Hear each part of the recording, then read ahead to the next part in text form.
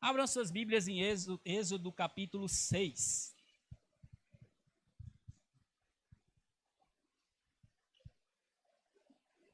Olha a chuva. Não é quadrilha, é a chuva mesmo, viu? Não estou brincando, não. O pessoal pode pensar que eu estou indo lá, a chuva, né? Vamos se acomodando aí, pessoal. Ó, se quiser colocar umas cadeiras aqui na frente também, tá, ó.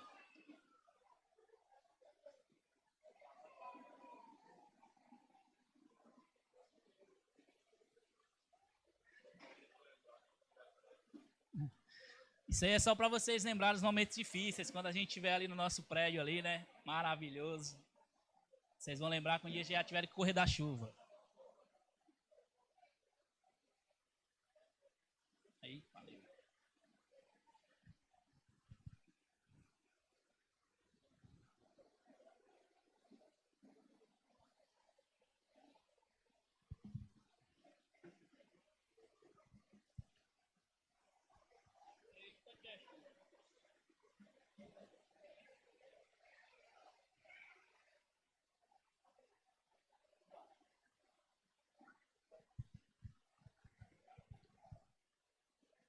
Pode se acomodando, a gente espera um pouquinho aqui, não tem problema. Pelo menos vai dar uma esfriada, é o que nós esperamos. O Noah fez até chover, que é isso. Muito bem, irmãos, nós vamos seguir aqui na nossa série de sermões no livro de Êxodo. A glória de Deus na redenção. Nós iremos ver a continuação aqui. Na semana passada nós vimos como o povo sofreu e também, de certa forma, eles se acomodaram, né, diante daquela promessa, mas o Senhor, como nós vamos ver hoje, ele cumpre a sua palavra. Êxodo capítulo 6, uma segunda parte aí de Êxodo 6 nós não vamos tratar muito, que é a genealogia, vou só passar rápido, mas essa primeira parte nós vamos trabalhar bastante aqui. Esperar principalmente quando uma situação não é tão favorável, é algo doloroso. Pense no casal de noivos, eu sei que já foi noivo aí, que anseia pelo dia do casamento, em que não precisarão mais se despedir, né? Não precisarão mais ficar longe um do outro, todos os dias vão se encontrar, não precisarão mais dar tchau ali no final da noite. Isso é um momento de espera que cansa também, muitas vezes. O casal que anseia todo mês para ver se a esposa está grávida, aqueles que estão esperando filhos, muitas vezes essa também é uma escolha, uma espera dolorosa. Da pessoa que luta esperando o dia em que ficará livre de alguma doença. Todos os dias ou toda semana precisa estar em algum hospital fazendo algum tipo de exame. Essa espera também é dolorosa. Dos pais que esperam ansiosamente para ver os seus filhos que estão distantes. Aqueles que estão com filhos longe ou que moram em outras cidades, outros estados, até outros países, né? Que esperam ansiosamente para ver o rosto dos seus filhos, abraçar. Isso é uma espera também que muitas vezes dói. Esperar algumas situações realmente são difíceis para alguns. Para algumas pessoas ainda, as circunstâncias contrárias vão piorar a espera. Hoje nós vamos ver que apesar das dificuldades vividas pelo povo de Deus que estava ali no Egito, Deus reforça a sua fidelidade no cumprimento de sua palavra, e não somente isso, ele dá uma garantia.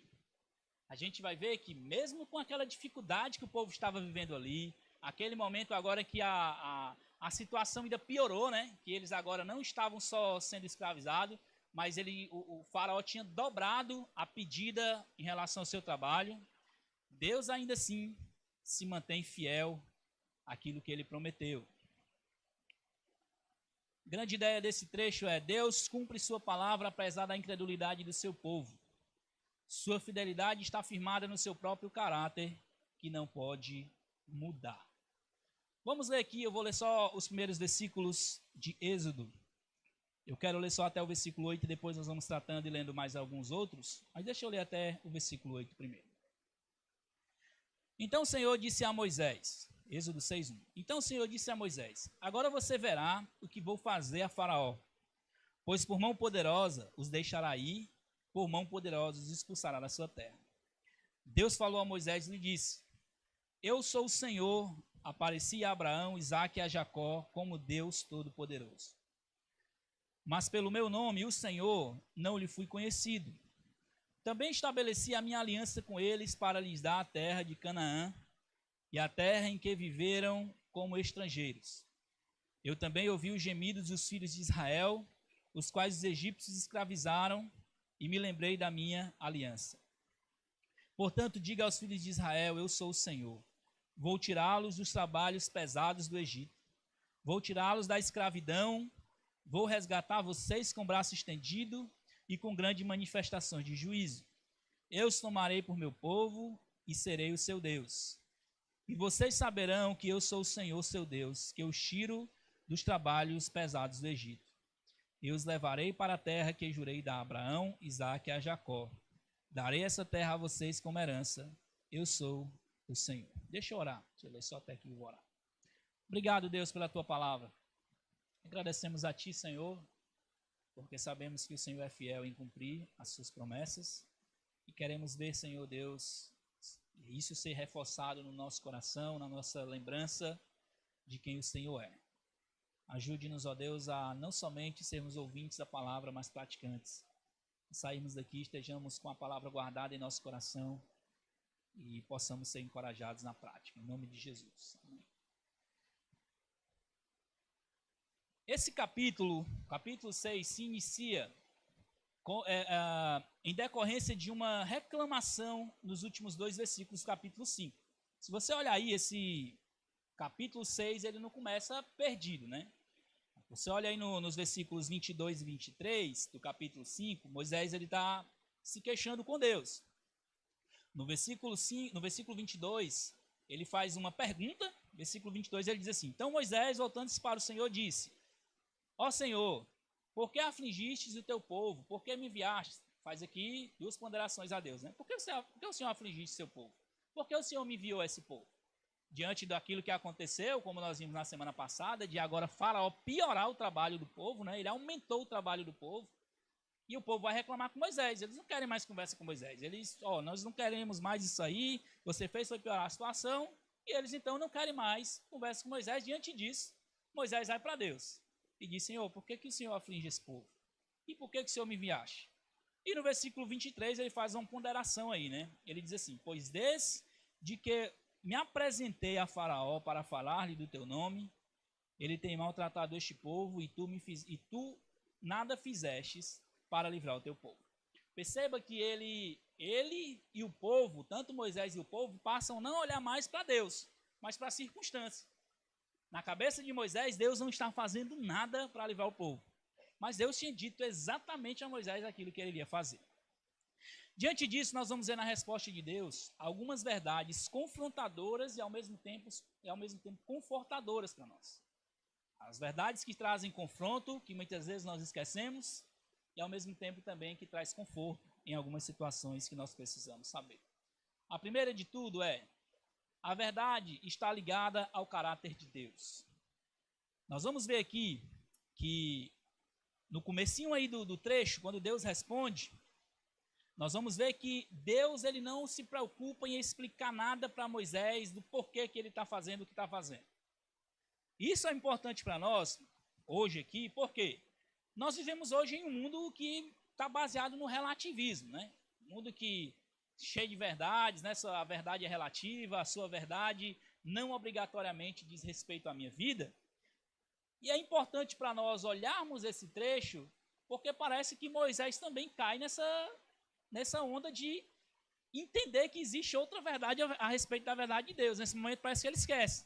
Porque Deus tinha dito para Moisés: Moisés, o faraó ele vai negar, ele vai exatamente fazer o que está tudo acontecendo. E Moisés olha para o povo e esquece o que Deus tinha dito, e agora ele vai para Deus e perguntando: Senhor, por que o Senhor me trouxe até aqui? Por que o Senhor está afligindo o povo? Moisés acredita na verdade que o povo diz.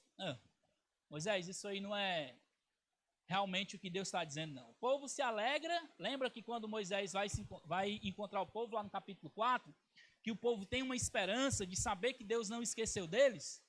Agora, diante da aflição, no momento difícil, o povo esquece que Deus ainda controla tudo até os momentos difíceis.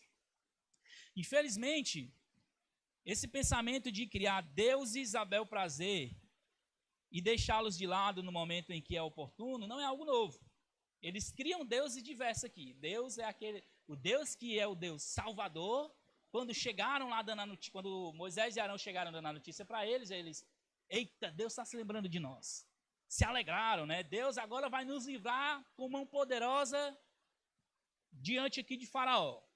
Agora, quando a coisa aperta para o lado deles, o que eles acontece? Ele criou outro tipo de Deus. Não, esse Deus aí não é bem o Deus que a gente quer, não. Tá? A coisa fez piorar para a gente, Moisés. Isso não é algo novo. A gente já vê isso aqui em Êxodo. A gente vê que o povo já criava uma ideia errada de Deus na cabeça. Eles tinham uma ideia de um Deus no capítulo 4 e agora que diante da aflição, eles têm a ideia de outro Deus. Quando as coisas não saíram muito como eles esperavam, eles simplesmente abandonaram a verdade de Deus. O povo estava agindo olhando as circunstâncias em vez de olhar a verdade e confiar em Deus. Eles simplesmente olharam para tudo que estava acontecendo e não, Deus ele só controla a parte boa. A parte ruim quando chega não é bem isso, não é bem esse o Deus que a gente acredita. Nesse trecho então, Deus não apenas vai revelar quem ele é para Faraó. Deus vai revelar quem ele de fato é para Moisés e para o povo. O povo parece que tinha esquecido quem de fato Deus era. Aquele Deus que fez todos aqueles milagres na época de José, aquele Deus que fez todo aquele trabalhar de levar José até o Egito, de salvar o povo com mão poderosa, e logo depois levar o povo também para o Egito, aquele Deus foi esquecido. Tinha se passado muito tempo, o próprio faraó não reconhecia José e nem esse Deus, como a gente já viu antes, e parece que também o povo ele tinha esquecido de quem Deus era. Nesse trecho, então, Deus vai se revelar quem ele é, não apenas a faraó, mas ao próprio Moisés e ao povo. Nós vamos ver aí, primeiro no versículo 2, que Deus vai lembrar a Moisés quem ele é. Olha no versículo 2, qual é a ponderação de Deus? Primeiro, Deus responde a Moisés dizendo assim, versículo 1, vamos ver com o versículo 1 primeiro. Então o Senhor disse a Moisés, agora você verá o que vou fazer. Deus está dizendo para Moisés, Moisés, eu já tinha te dito o que eu ia fazer, mas agora você vai ver o que eu vou fazer. A Faraó, pois por mão poderosa os deixará ir, e por mão poderosa os expulsará da terra. Como se Deus estivesse dizendo assim, você, até agora a gente estava só conversando, eu dizendo o que eu vou fazer. Mas agora você vai ver de fato o que eu vou fazer. Não vai ser nem preciso vocês saírem, o próprio faraó vai expulsar vocês daí. Deus já está adiantando aquilo que vai acontecer lá na frente. E diante disso, Deus ele diz aqui para Moisés, versículo 2, Deus falou a Moisés e lhe disse, eu sou o Senhor. Lembra no capítulo 3 que a gente viu lá o grande eu sou? Quando Deus estava, Moisés perguntou, quem é que eu vou dizer que me enviou? E Deus simplesmente diz, o grande eu sou me enviou. E Deus está lembrando aqui, Moisés, lembre-se de que não é o povo que está lhe guiando e não é qualquer coisa que você está fazendo. Eu sou o Senhor. E aqui Deus coloca a ideia de singularidade, né? O Senhor, Yahvé. Essa aqui é a palavrinha que nós já estudamos até na nossa EBD no ano passado, de Yahvé, o Deus, aquele único Deus. Yahvé era a maneira com que Deus se revelava ao seu povo. E ele estava dizendo aqui para Moisés, eu sou o Senhor. Quando chega mais lá na frente, outra coisa bem interessante que nós vemos também, é que Moisés, ele novamente dá uma desculpa para Deus. Foi o trecho que eu não li. Pois que Deus diz para ele quem ele é, Moisés ele então diz para o Senhor, veja o versículo 9, no versículo 10, perdão. O Senhor falou a Moisés dizendo, vai e diga a Faraó, rei do Egito, que deixe os filhos de Israel saiam da sua terra. Moisés, porém, respondeu ao Senhor dizendo, eis que os filhos de Israel não têm ouvido, como, pois, me ouvirá Faraó? E eu não sei falar bem. No entanto, o Senhor falou a Moisés e Arão e lhes deu uma ordem para os filhos de Israel e para Faraó, rei do Egito, que deveriam tirar os filhos de Israel da terra do Egito. Mais uma vez, Moisés demonstra aqui que parece que ele esqueceu de quem Deus é, né? Deus ele tinha feito tudo o que fez para levar Moisés ao Egito. Quando chega aqui, Senhor, como é que eu vou falar diante de Faraó? Eu não sei falar bem. De novo isso, Moisés, né? Como se Parece assim que Moisés estava temendo e ele volta de novo a esse assunto. Quantos de nós já não aconteceu isso, né? Você erra e aí daqui a pouco Deus trabalha no seu coração e depois você se pega de novo. A mesma coisa e Deus demonstrando misericórdia com Moisés. Então Deus aqui, primeiro de tudo, ele precisa se mostrar ou ele precisa relembrar a Moisés quem ele é. E é constantemente verdade na vida de Moisés e na nossa vida que Deus precisa estar nos lembrando quem ele é. E aqui Moisés está novamente lidando com as suas dificuldades, lidando com as circunstâncias e Deus dizendo, Moisés, eu sou o Senhor. Eu sou o Senhor. Então Deus lida primeiramente com Moisés. Deus não se preocupa em explicar, em convencer ou por que Moisés deveria ir lá a Faraó. Não, simplesmente ele diz, eu sou o Senhor. Você vai porque eu sou o Senhor. Essa expressão, eu sou o Senhor, a Bíblia de Estudo NAA, ela dá um nomezinho como fórmula de reconhecimento. Calma, foi só água. Ela dá uma expressãozinha como fórmula de reconhecimento. É que todo lugar que as pessoas falassem assim, quem foi que enviou você aqui? O eu sou, ou o Yahvé. Eles reconheceriam quem Deus é. Assim como os falsos deuses lá do Egito, os falsos deuses de todos os outros lugares, quando se falava, deusa Diana, Deus é isso, Deus aquilo, eles reconheciam que era o falso Deus lá daquele povo. Quando eles diziam, o Senhor, eu sou, eles reconheciam que esse era o Deus do povo hebreu, do povo de Israel. Mais uma vez, então, quando chega nos versículos 10 ao 13, Moisés mostra um coração questionador, como nós lemos aqui, e ele tenta inventar desculpas pessoais diante de Deus. Interessante que quando Moisés coloca isso aqui, ele não está, assim como lá na frente, se justificando que ele não tinha capacidade. Aqui ele já está mostrando outro sentimento, de medo. Estava temendo tanto ao povo quanto ao próprio faraó. Porque o povo tinha escrachado Moisés, eu não quero mais conversa com vocês. Faraó também já tinha dito, quem é Deus? E Moisés então mostra o coração dele, meu Deus, eu não sei falar. A questão é, só pode ser eu o problema. O Senhor disse que ia fazer, eu não consegui. Então o problema só pode ser eu. E aí é onde se revela o coração de Moisés, que Deus, ele só trabalha quando a coisa dá certo. Cria um falso Deus e que Deus só está trabalhando lá quando dá certo. E quando não dá certo, parece que Deus não está trabalhando. E é onde Deus vai se mostrar, que Deus é Deus, inclusive também quando as coisas não dão certo.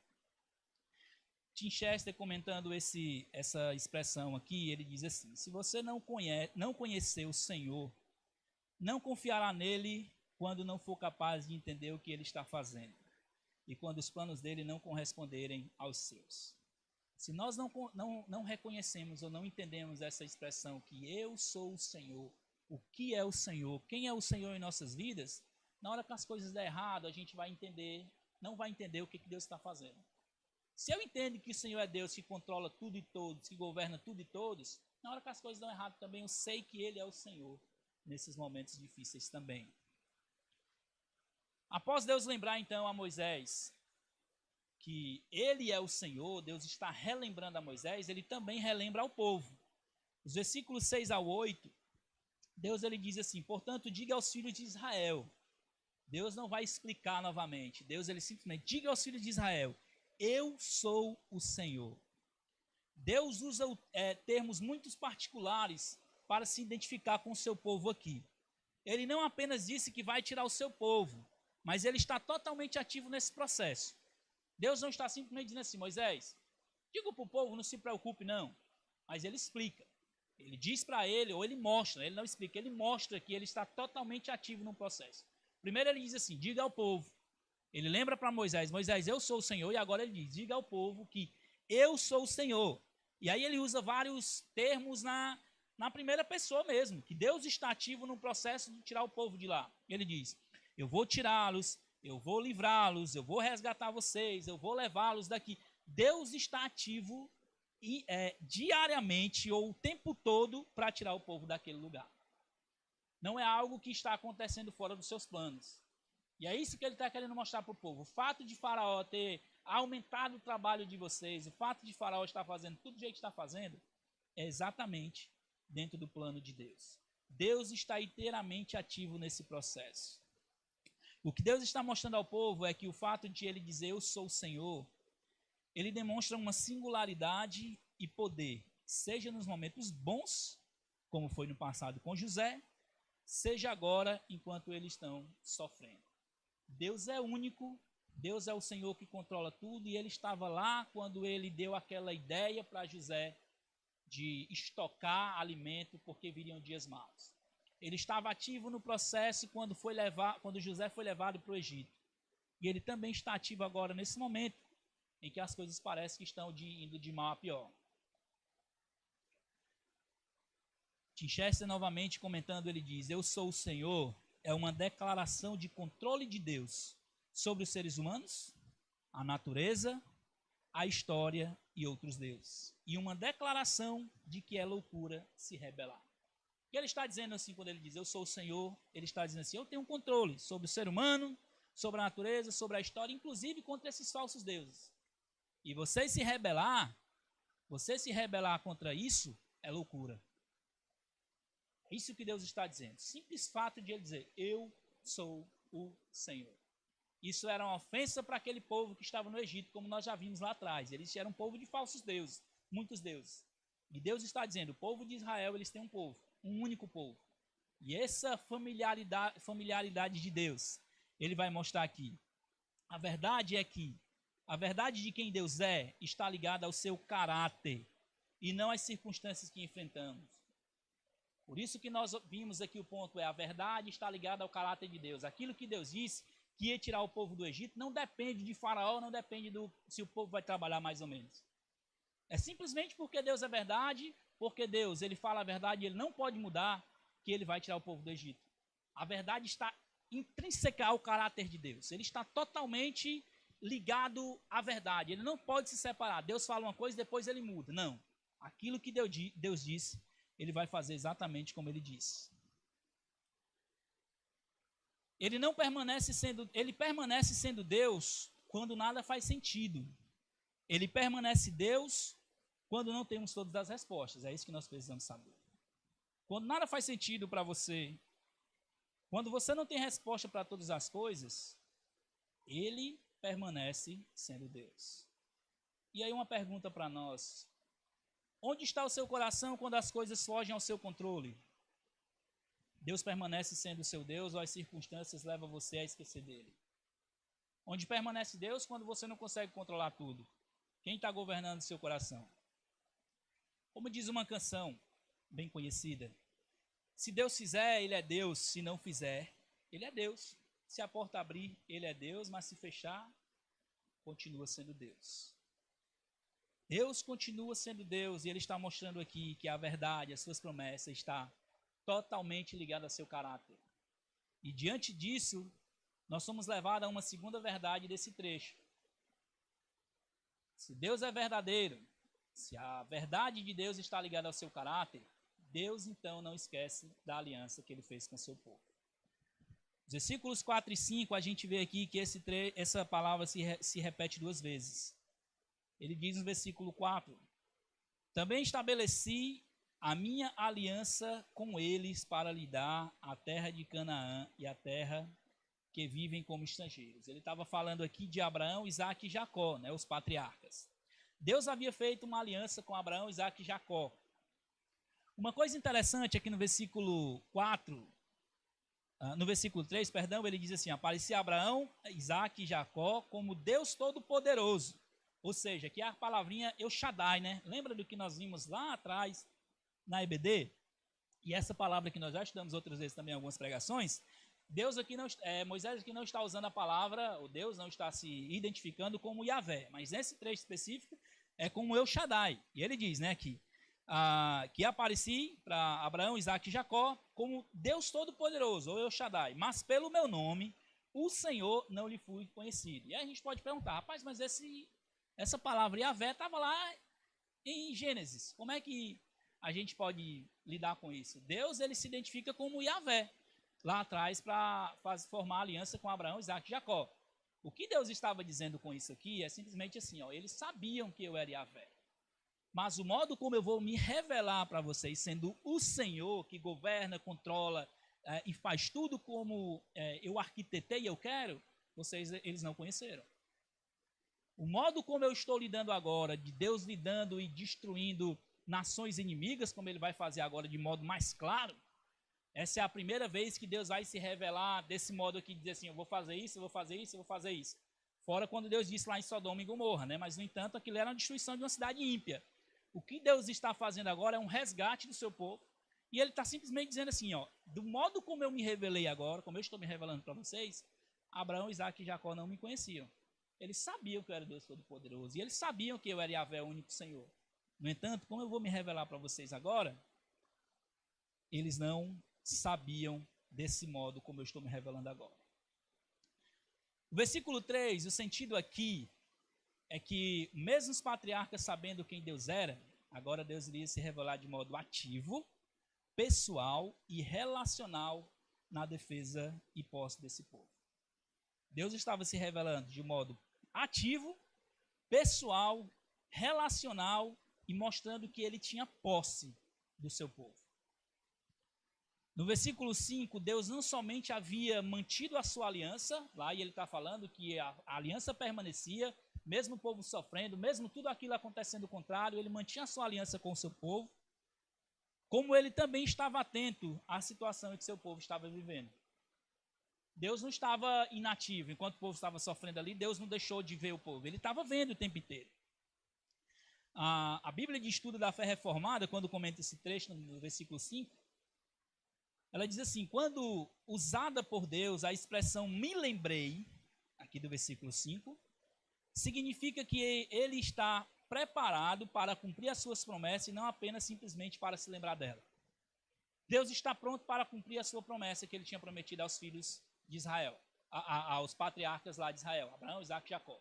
Ele não apenas se lembrava, mas ele estava pronto para cumprir. Daqui para frente, ele iria tirar o povo e levar para a terra que ele havia prometido aos patriarcas. Deus não age por emocionalismo, é uma coisa que a gente vê. Ele mantém segura as suas promessas, especialmente as promessas ligadas ao seu povo. Deus ele não age simplesmente, o povo está sofrendo ali, agora eu vou agir. Não, o povo agora está bem, eu vou deixar de agir. Não, em todos os momentos Deus está agindo. E ele mantém segura as suas promessas, especialmente quando essas promessas estão ligadas ao seu povo. Nós vemos isso muito claro no Antigo Testamento. Essa é uma segurança a qual também nós podemos nos debruçar. Assim como o povo estava seguro nessa antiga aliança, nós também estamos seguros em Cristo na nova aliança. O que o Senhor Jesus fez, o modo como ele fez o trabalho completo da redenção para nos salvar, nós também estamos completamente seguros nele. Paulo descreve isso muito bem em Romanos 8, os versículos 35 ao 39, quando ele diz, quem nos separará do amor de Deus? E aí ele conclui terminando, né? Nada, nem a morte, nem principado, nem potestade, nada pode nos separar do amor de Deus. Por meio de Cristo, por meio da aliança que Cristo fez com o seu próprio sangue, por meio do valor pago pelo sacrifício de Jesus, nós temos essa segurança também, de que o Senhor cumprirá e cuidará de nós no meio de todas as dificuldades que enfrentamos. Mesmo no meio dos sofrimentos e dificuldades, quando as coisas não saem como desejamos, nós estamos totalmente seguros nele. Nós estamos totalmente seguros no Senhor. Deus não esquece da sua aliança. Isso é algo maravilhoso, nós estamos totalmente seguros nele. E isso então nos leva a um motivo, o porquê que Deus não esquece da sua aliança. Deus tem um plano redentor em curso. Nós estamos estudando a glória de Deus na redenção. Deus está trabalhando no seu plano redentor, e isso não é um plano B. Desde quando ele criou o mundo, desde quando ele criou todas as coisas, antes mesmo que houvesse tempo, né? Deus já tinha um plano redentor. Nada foge ao seu controle. Os versículos 6 a 8, nós vemos aqui que ele diz assim, portanto, diga aos filhos de Israel, eu sou o Senhor e vou tirá-los dos trabalhos pesados do Egito. Vou livrá-los da escravidão e vou resgatar vocês com o braço estendido e com grandes manifestações de juízo. Aqui essa palavra resgatar é a ideia de redenção. Deus ele vai fazer o trabalho completo para tirar o povo de lá. É tanto que mais na frente nós vamos ver isso, que Moisés ele vai dizer para Faraó, Faraó, não vai ficar aqui nem uma unha, vai ficar aqui. Tudo nós vamos tirar. Deus não vai fazer trabalho pela metade. O plano redentor de Deus está em curso. Deus usa aqui a palavra, a qual tem dado sentido à nossa série de pregações, mas não somente isso. É a palavra que dá sentido a tudo para o seu povo. Se Deus não redime o seu povo, se Deus não paga o valor completo para o seu povo, nada faz sentido. Deus promete que iria resgatar ou redimir o seu povo. Moisés usa essa palavra pela primeira vez aqui no Êxodo. Essa palavra de resgate, de redenção.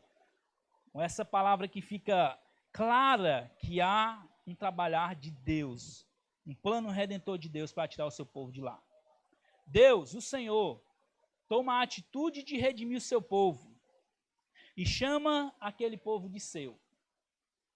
Veja aí, no versículo 7, ele diz assim, eu tomarei por meu povo e serei o seu Deus.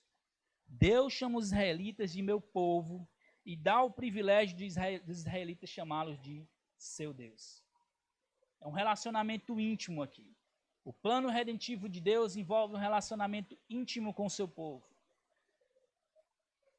Redenção e relação pactual aqui nesse versículo 6 são as chaves dessa passagem. O cerne da aliança é a reivindicação que Deus faz do seu povo e a reivindicação que ele permite o seu povo fazer dele. O cerne dessa passagem é que ele está dizendo, eles aí, esse povo que está sofrendo, eles são meu povo. Eu tenho uma aliança com eles e eu vou redimir, vou tirar eles daí. Eu sou o seu Deus e não somente eu sou o seu Deus, mas eu também posso chamá-los de meu povo e eles podem me chamar de meu Deus. Essa era uma relação que aquele povo não conhecia. Eles eram idólatras. Eles nem saberiam se os deuses responderiam eles ou não. E Deus está dizendo, esse povo é chamado de meu povo e eu posso ser chamado de seu Deus. O plano redentor de Deus está em curso e ele se relaciona diretamente com o seu povo. Isso não é diferente do que Cristo fez conosco, né? Voltando novamente para a nova aliança. O Senhor Jesus, ele nos deu vida quando estávamos mortos no nosso delito e pecado. Efésios capítulo 2, versículo 1. Assim como Deus toma a iniciativa de se ir lá no seu povo, de livrar o seu povo ali do Egito, de livrar o seu povo que está sofrendo. É Deus quem toma a atitude de ir atrás de Moisés. É Deus quem toma a atitude de levar Moisés lá. É Deus quem toma a atitude de chamar o povo de seu. Deus também toma a atitude em relação a nós, que estávamos mortos. Sem uma ação de Deus, sem a ação do Espírito Santo, todos nós permanecemos mortos nos nossos pecados. É porque Deus decidiu nos salvar por sua graça que ele nos redime dos nossos pecados. Não é porque você é bonzinho. Tem pessoas que dizem, quando eu estiver pronto, eu vou aceitar Jesus e vou viver para Deus. Você não vai estar pronto nunca. Se Deus não decidir salvar o ser humano pecador, ele vai perecer eternamente no inferno. Por quê? O ser humano sem Cristo, ele é morto. Simplesmente isso, é morto. Imagina você colocar tá com um caixão na sala de casa e você simplesmente dizer para o caixão, bora lá, levanta. O morto, né? Não para o caixão, mas para o morto. Levanta, ele não vai fazer nada. Do mesmo jeito somos nós. Nós estamos mortos. Se não houver uma ação vivificadora do Espírito Santo em nossos corações e nos trouxer vida, nós permaneceremos mortos. E Jesus pagou o preço por isso.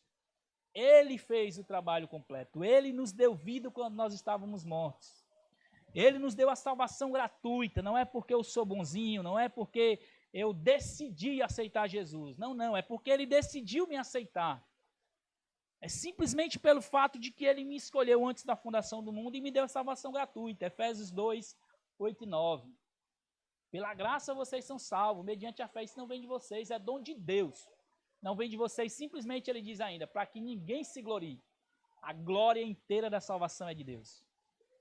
O trabalhar inteiro da salvação é de Deus. Assim como ele está fazendo lá no Êxodo. Deus trabalhando, guiando o seu povo no seu plano redentor. Nós também só somos salvos por causa da graça maravilhosa do Senhor. E ainda mais, ele não somente nos salva e nos deixa solto, ele nos chama de suas ovelhas. João 10, 28, ele diz que ninguém vai nos arrebatar da sua mão. Ninguém. Não existe essa de você hoje ser uma ovelha e amanhã estar perdido. Ninguém perde salvação. Ninguém está perdido se Deus estiver lhe guardando. Nós estamos seguros. Não é por causa de nós, é por causa dele. É porque ele tem o poder de nos manter seguros. Porque se nós pudéssemos perder a salvação, nós perderíamos. Não existe ninguém aqui que tenha esse poder de segurar a salvação. Se todos nós tivéssemos esse poder de dizer assim, eu perco a salvação, todos nós perderíamos. É certo. Porque nós, por natureza, nós somos quebrados. Nós somos um desastre por natureza. E é por causa da graça de Deus, do seu amor, de nos ter como nosso pastor e de nos segurar como sua ovelha, é que nós estamos seguros nele. E ainda mais, ele nos deu o privilégio de termos um povo, que é a igreja. Assim como ele tinha um povo de Israel lá no Antigo Testamento, como nós estamos estudando aqui. A nova aliança, o Senhor também tem o seu povo, a igreja. E ele dá o privilégio de cada um de nós fazer parte da igreja. Não existe nós dizermos que somos filhos de Deus e não queremos fazer parte do povo de Deus. É a mesma coisa de um filho que diz ser filho, que ama o pai, que ama a sua família, mas quer viver longe de casa. Não faz sentido isso. Você dizer que ama a Deus, dizer que ama o Senhor, que é salvo, que é filho, mas não ama o povo de Deus. É uma coisa que não está andando em compasso. Nós podemos descansar. Deus tem um plano redentor em curso e não há intrusos nesse plano. O povo de Israel, ele não tinha entendido isso. Na cabeça deles, Moisés e Arão, eles eram intrusos. Eles simplesmente, não, Deus não está nesse negócio não. A coisa piorando, Deus não está nisso aí não. Tudo está correndo exatamente como ele quer. Nem um passo a mais ou a menos fora desse plano. Tudo está seguindo conforme o seu controle. Deus tem um plano redentor em curso e não há nenhum passo a mais, nenhum passo a menos que esteja fora desse plano. Tudo acontece exatamente como ele ordenou e orquestrou. Muitas vezes nós não entendemos, não temos todas as respostas. Alguns eventos são mais dolorosos para nós, alguns eventos são mais difíceis.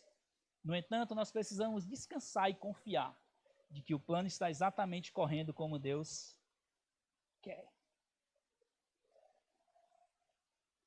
Em conclusão, Paulo escrevendo aos Romanos, no capítulo 8 ainda, os versículos 28 ao 30, ele encorajando aqueles irmãos, ele diz assim, sabemos que todas as coisas cooperam para o bem daqueles que amam a Deus, daqueles que são chamados segundo o seu propósito, pois aqueles que de antemão conheceu também os predestinou para serem conformes à imagem de seu Filho, a fim de que ele seja o primogênito entre muitos irmãos. E os que predestinou, a esses também chamou, e aos que chamou, a esses também justificou. E aos que justificou, a esses também glorificou. Veja que o plano de Deus, ele é um plano completo, perfeito. Deus, ele não para no meio da predestinação. Ele não para no meio do chamado, ele não para no meio da justificação. Ele só para quando acontece o plano final, a glorificação. Enquanto nós estamos aqui como salvos, ele está dizendo aqui que nós vamos passar por situações que nós não entendemos, mas tudo isso coopera para o nosso bem. E no meio do texto ele diz, para que tudo isso que acontecer, seja bom ou ruim, nos torne mais parecidos com o seu Filho. O intuito de Deus em nos colocar em situações, sejam elas boas ou difíceis, é nos fazer mais parecidos com Jesus. Não pense que Deus está com você só quando as coisas boas estão acontecendo. No momento em que nós não entendemos as coisas também, Ele está lá. E Ele está querendo exatamente nos moldar para fazer mais parecidos com o seu Filho. E Ele não perdeu o controle, porque o plano dele é completo, como você vê. Só vai terminar na glorificação, quando estivermos com Ele. É o momento que vai acabar. O plano de Deus é perfeito, não tem intrusos, e ele acontece exatamente como Deus quer. Algumas perguntas para você ficar como aplicação. Primeiro, olhando tudo isso, quem é que governa o seu coração quando as coisas dão errado? Quando as coisas estão bem, a gente nem precisa perguntar, né? Glória a Deus, Deus é bom, graças a Deus por isso. O coração sai bem, nós oramos agradecendo por tudo. E quando as coisas dão errado, quem é que governa o seu coração? Quem é que está lá no trono, lá do seu coração? Quem é o Deus que governa lá? Deus está no controle de sua vida em todos os momentos? Ou quando as coisas não saem como planejadas, você toma o controle dele? Peraí, Deus, no momento que a coisa está bem, o Senhor sabe, mas agora deixa eu resolver aqui, deixa que eu resolvo. Quando as coisas fogem, não sai bem como você quer, quem é que controla lá? Quem é que governa o seu coração? Essa é a pergunta que você precisa responder. A segunda pergunta é, aqui é a primeira, a segunda. Onde está a sua segurança? O povo estava confiando que a sua segurança estava nas circunstâncias boas ou ruins. Se a circunstância está boa, opa, nós estamos seguros. Se a circunstância dá ruim, Deus não está bem aí nesse negócio. Onde está a sua segurança? A sua segurança está nas coisas desse mundo, nas suas habilidades, no seu achismo de querer controlar tudo? Ou você está seguro na aliança feita com Cristo por meio do perdão dos seus pecados, lhe proporcionando uma nova vida e, diante disso, sabendo que Deus controla totalmente sua vida? Onde está a sua segurança? Terceiro, sabendo que Deus tem um plano, Deus está fazendo esse plano correr exatamente como Ele quer. Onde está você no plano de Deus? Já se perguntou isso? O plano de Deus está acontecendo. E eu estou aonde no plano de Deus? O que eu estou fazendo? Deus está cumprindo o seu plano redentor nesse mundo. Isso é um fato. Agora, onde você está nesse plano? Contente simplesmente? Não, eu sou crente, estou vindo para a igreja, está ótimo, está tudo tranquilo aqui e tal. Se Deus quiser fazer as coisas na minha vida, Ele vai fazer, estou de boa, né? Estou tranquilão. Ou você está servindo ao povo de Deus, se permitindo ser usado a Ele por Ele para a sua glória? O povo estava lá no plano murmurando. Simplesmente eles eram um povo de Deus. Mas eles não estavam ativamente entendendo o que Deus estava fazendo e trabalhando lá para Deus. Moisés e Arão, mesmo com todas as dificuldades de entendimento, eles estavam fazendo o que Deus queria. Quando nós olhamos então ao nosso redor, você é o povo que escolhe questionar as coisas de Deus, simplesmente olhar com críticas, com dificuldade, para tudo tem uma dificuldade, para servir tem uma dificuldade, não está dando certo as coisas, então eu vou viver só reclamando, eu quero ser só crente mesmo aqui sentado. Ou vocês querem seguir o exemplo de Moisés e Arão, mesmo com todas as dificuldades, às vezes não entendendo tudo, ser usado por Deus. Ser usado por Deus para cumprir o seu plano redentor, trabalhar na obra de Deus, servir ao Deus que realmente nos usa para a sua glória. Quem é você no plano de Deus? Onde você está no plano de Deus? Lembre-se que Deus cumpre a sua palavra apesar da incredulidade do seu povo. Sua fidelidade está afirmada no seu próprio caráter, que não pode mudar. Deus não vai mudar o seu plano. Tudo está acontecendo exatamente como Ele quer. Onde está você no plano de Deus? Deixa eu orar mais uma vez. Obrigado a Deus pela Tua palavra. Obrigado por essas verdades que o Senhor nos lembrou. Sua verdade está ligada ao seu caráter. Todas as promessas feitas ao seu povo, o Senhor cumprirá.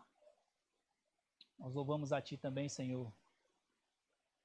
Louvamos porque o Senhor nos dá o privilégio de fazermos parte desse plano do Senhor, nos salvando para a sua própria glória, transformando as nossas vidas, nós que estávamos mortos, delitos e pecados.